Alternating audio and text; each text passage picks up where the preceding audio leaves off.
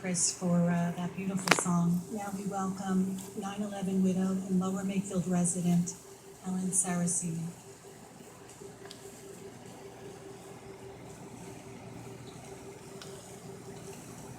Good evening, everybody.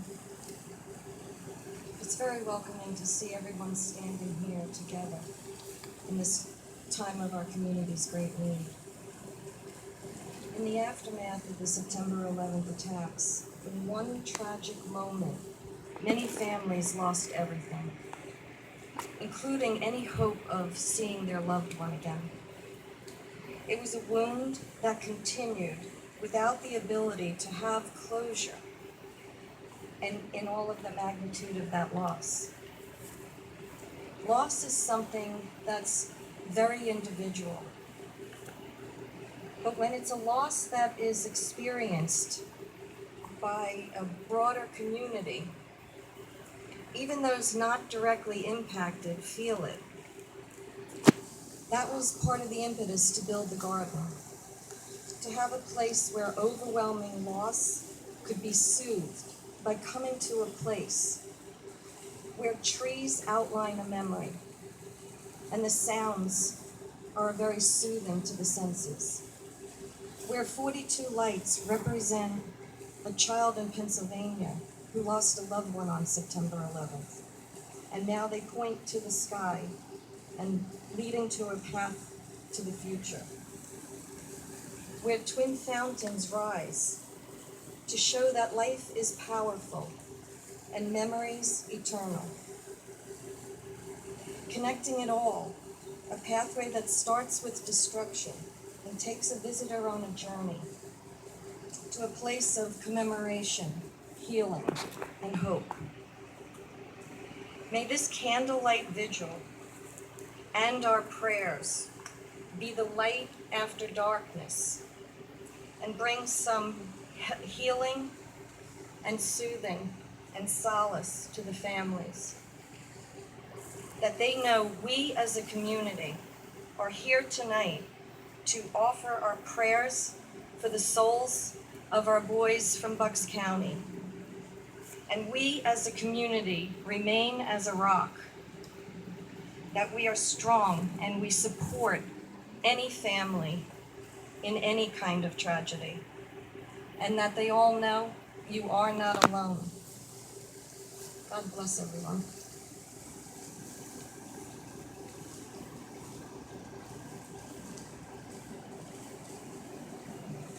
Thank you, Ellen. Inspiring person. We now welcome Reverend Pauline Sexton, Parish Associate at Doylestown Presbyterian Church.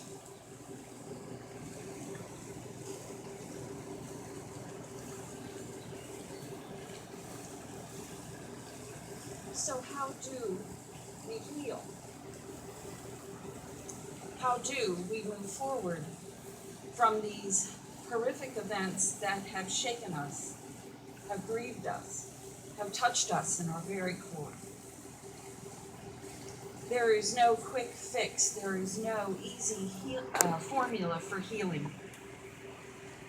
It's not something we can make happen. But there are things that we can do to encourage healing. And so tonight, as we gather together as friends, as families, as neighbors, as community members, we take steps together to move towards healing, to move towards light out of darkness. We begin by being here at this very moment, in this very time. Each person here, each person standing here. You matter. Your presence here is important. It's a witness. It's a witness to not being defeated. It's a witness to love and grace and hope. And we begin to heal by action, by intention. Intention to move from this place, from this loss, from this grief, into our world as beams of light, as people of light, as people of compassion and grace.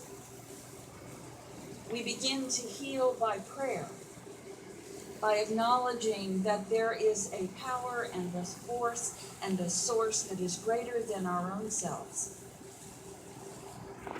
And so, as we close this time together, I would like you to join me in a prayer that was written many, many years ago. It's attributed to Saint Francis.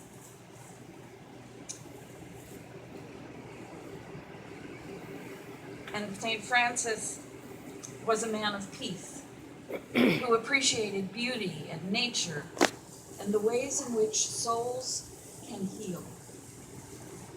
And so as we pray this prayer together, I'm going to say a phrase, and I invite you to repeat it after me.